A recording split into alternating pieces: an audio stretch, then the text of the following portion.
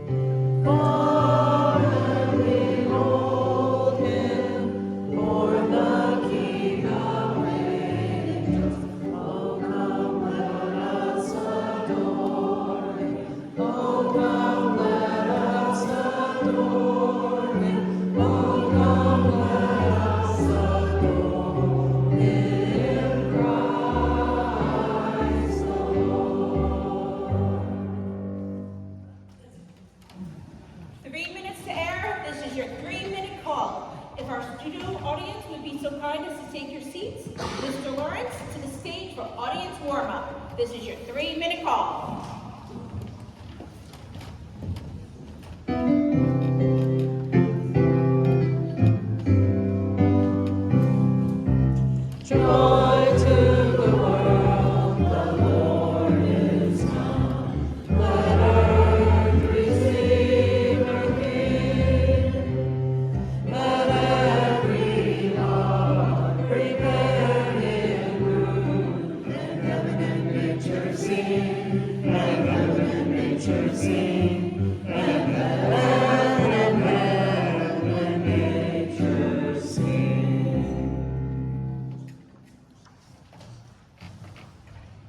Good evening, ladies and gentlemen, and welcome to the live broadcast of WBFR in Manhattan.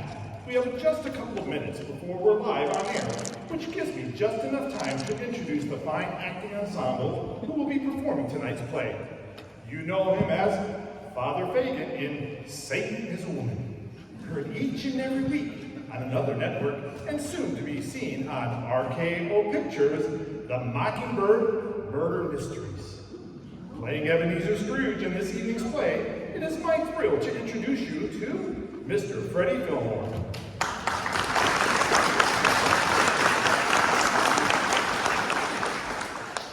You know this little lady as Sadie Davenport on the popular soap opera, The Moon in the Gutter. And soon to be seen on Broadway in Lament for a Virgin. Please join me giving a warm welcome to your favorite and mine, Miss Sally Applewhite.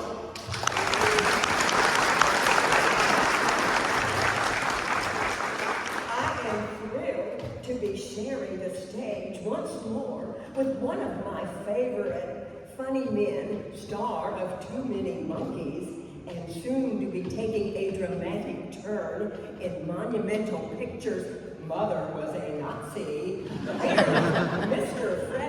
Mr. Harry Jazzball Haywood. Hello, America, and hello to you. You know her from the Broadway smash Over the Teacups, and heard every week at Hooli on the popular mystery program Homicide Hussy. I give you, and please be so kind as to give her back, the incomparable Miss Lana Sherwood. And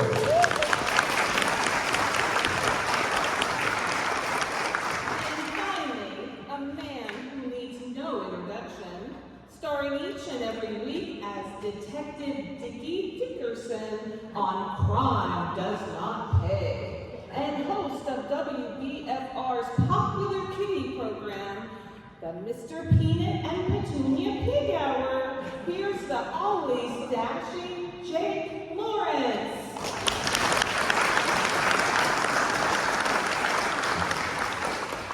Thank you, ladies and gentlemen. I'm getting the signal from our stage manager that we will be live on air in less than 10 seconds.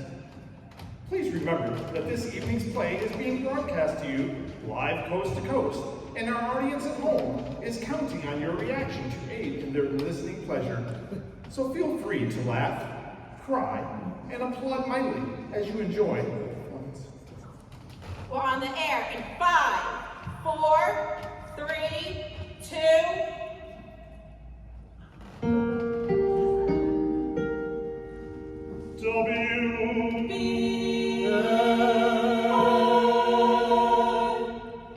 In New York City.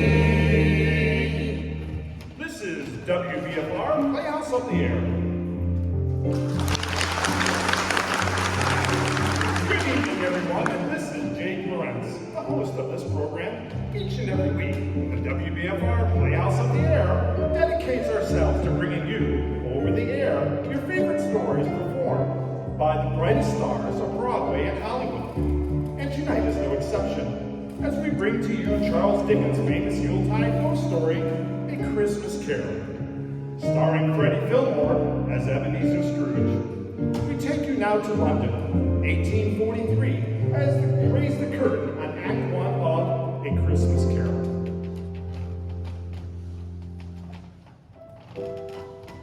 Marley was dead, to begin with. There's no doubt about that whatever. Old Marley was dead as a doornail. Scrooge knew he was dead, of course. They were partners for many years.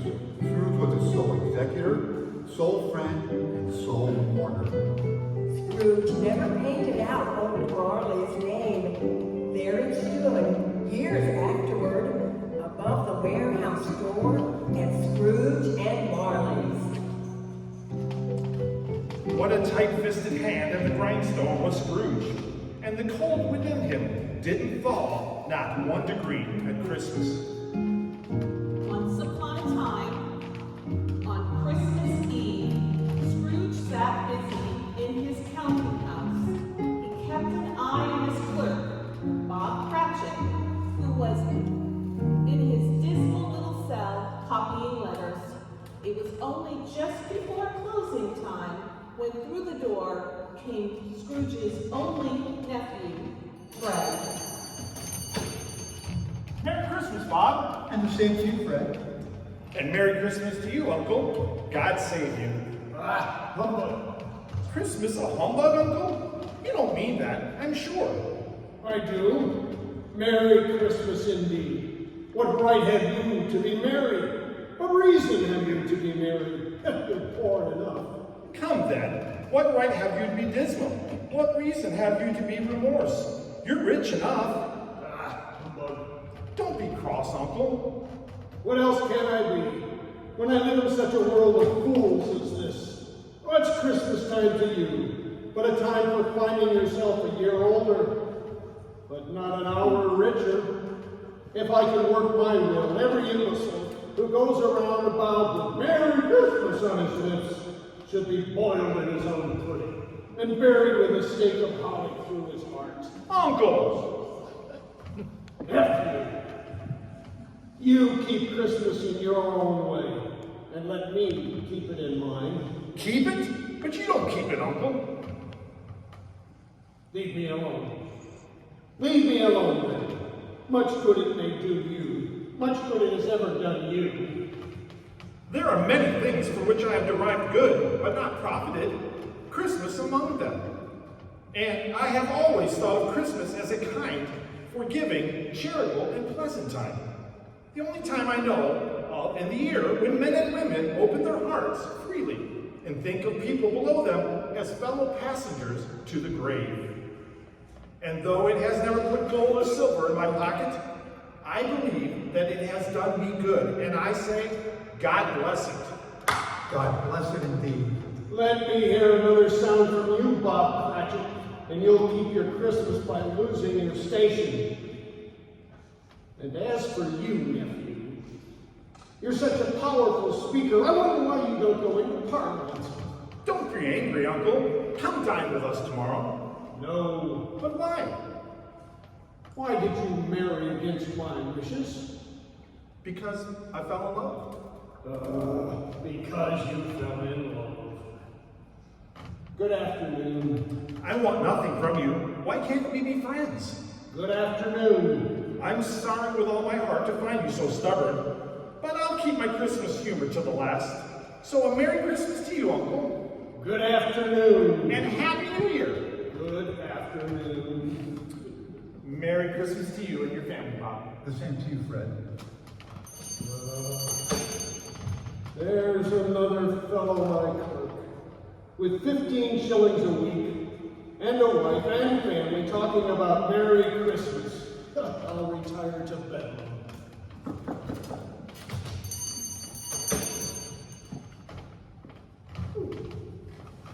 Scrooge and Marley, I believe. Have I the pleasure of addressing Mr. Scrooge or Mr. Marley? Mr. Marley has been dead 7 years ago tonight.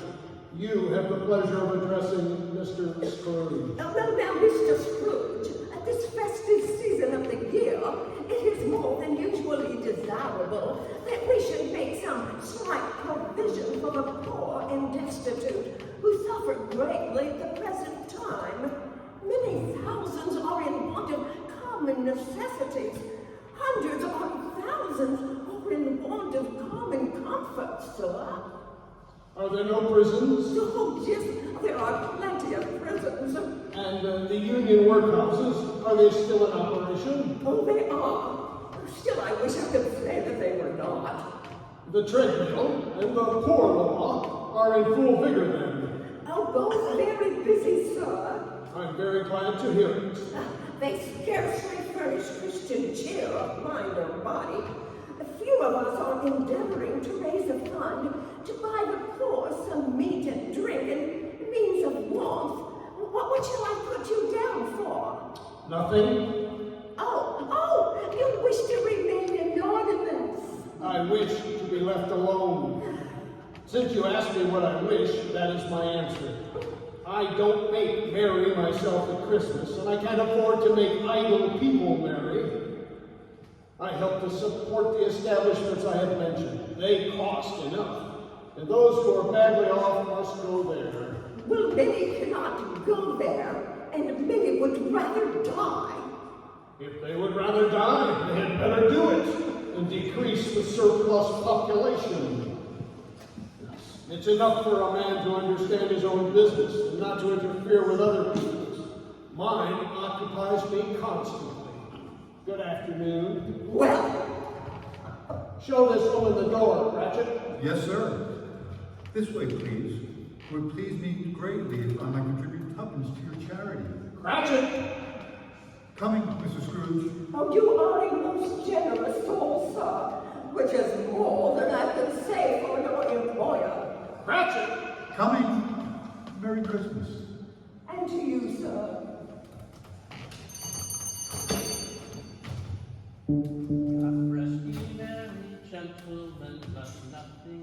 What in heaven's now? Let me see about it.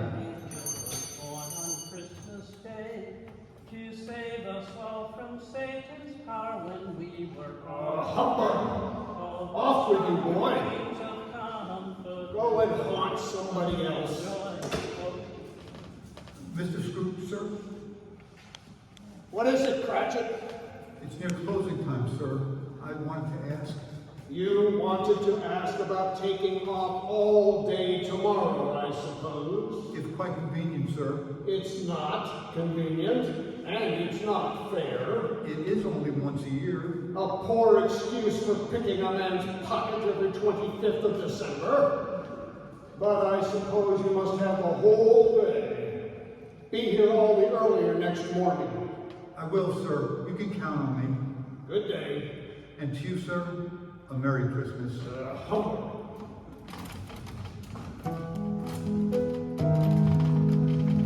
And with that, the office was closed in a twinkling. Bob Cratchit went down a slide on Horn Hill 20 times in honor of its being Christmas Eve, and then ran home to Camden Town as hard as he could run, so that he could play with his family at Blind Man's Bluff.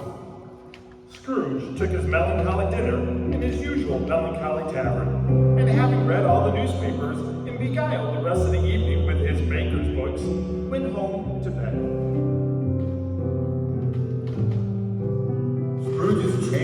that once belonged to his deceased partner, Marley.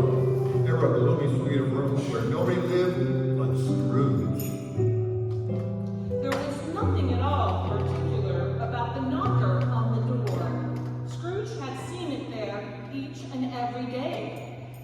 But when Scrooge put his key in the lock of the door, he saw in the knocker Marley's face.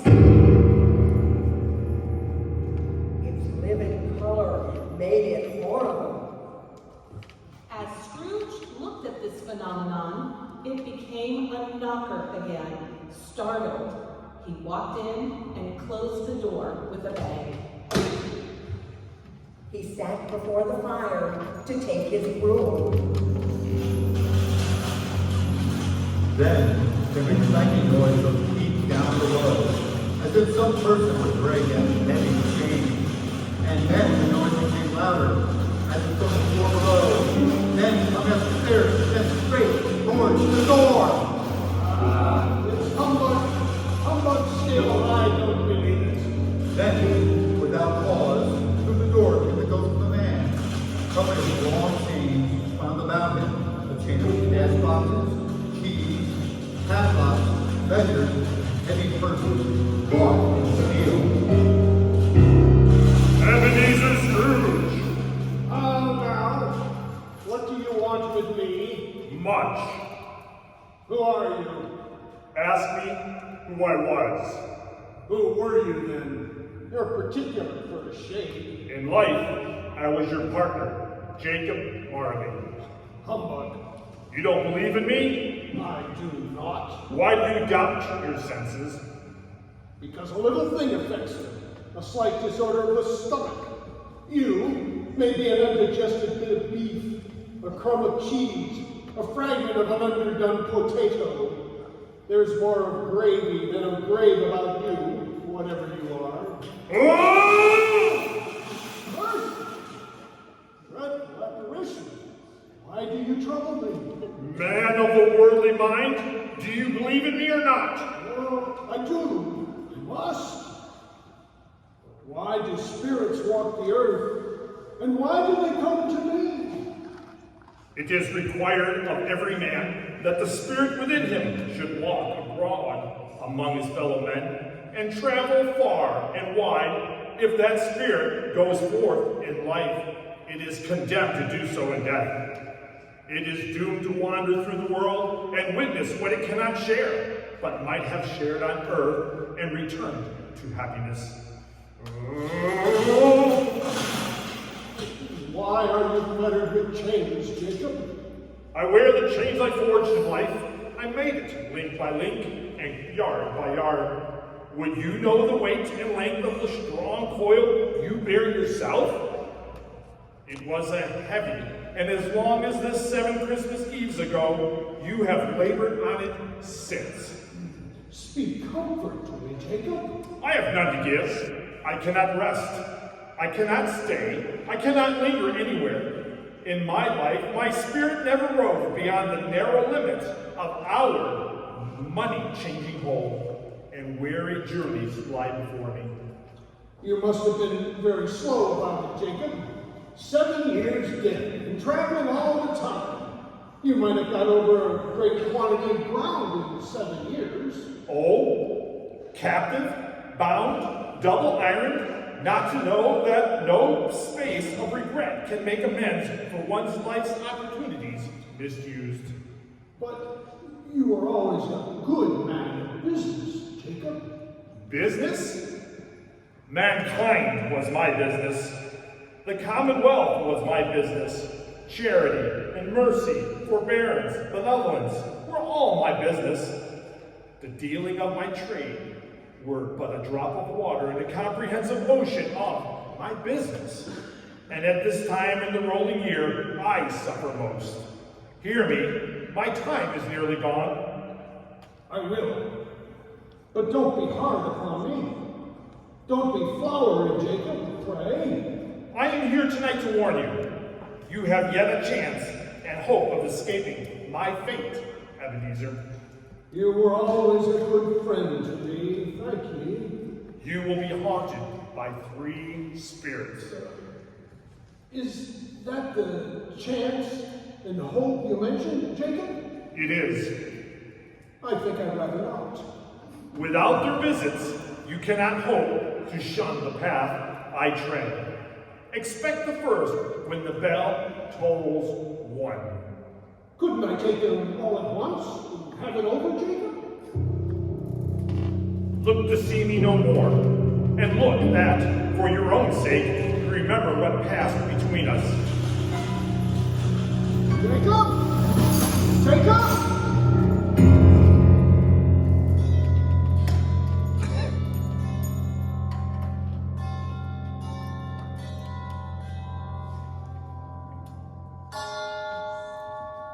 When Scrooge awoke, he found himself face to face with a strange figure, with the stature of a child and face with not a wrinkle, yet with hair white as if with great age.